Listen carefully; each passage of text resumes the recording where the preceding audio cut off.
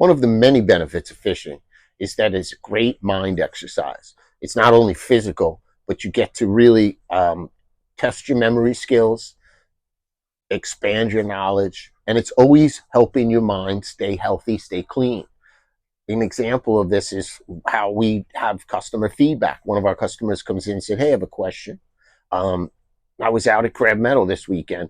There were a lot of boats out there, and we were catching fish, and they were short fluke. We had a lot of porgies too. They were spinning up a lot of grass shrimp." And he's like, "Wow, I wonder why so many boats need to go to Crab Meadow." And it's like, well, people were at Crab Meadow because remember we spoke about that full moon. It's just another example of hatches and how they work. For that marsh, tidal land, it will fill up over the grass with a flooded full moon, particularly with the north wind. And then what happens is all those grass shrimp, they like get filtered out at the low tide phase. So as they're getting gushed out over the sandbar, it's fluke setup, porgy setup, a lot of other bait fish like the mackerel setup. That's why you saw a lot of the mackerel come in.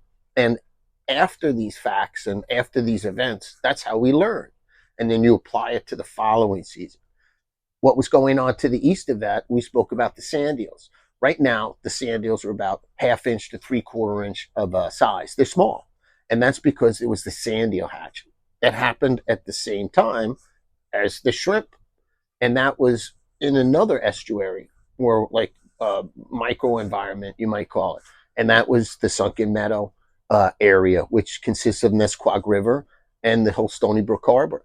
And those areas, it's predominantly sand, always shifting sand.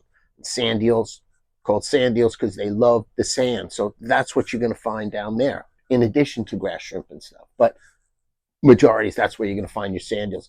So that's where a lot of these predatory fish like the fluke, they're going to filter in because the same area is the squid. And the squid come in, they're looking for the same thing, but the squid are long gone. So it's a cycle of different baits that come in. Now, with all these smaller baits, you're going to see a lot of like small fish like the porgies are going to move in.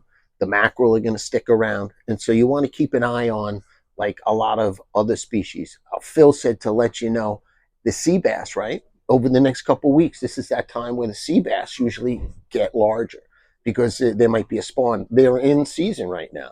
So if you can find some rocks, if you can find wrecks and stuff like that, get on them.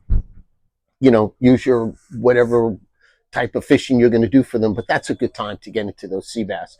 And again, as the porgies, they continually build up, people are fishing off the beach. You're seeing a lot of different techniques being used, whether it's bait or artificials. And so there's plenty to do out there. Go out, have a great time. Until next week, I bid you all peace and tight lines.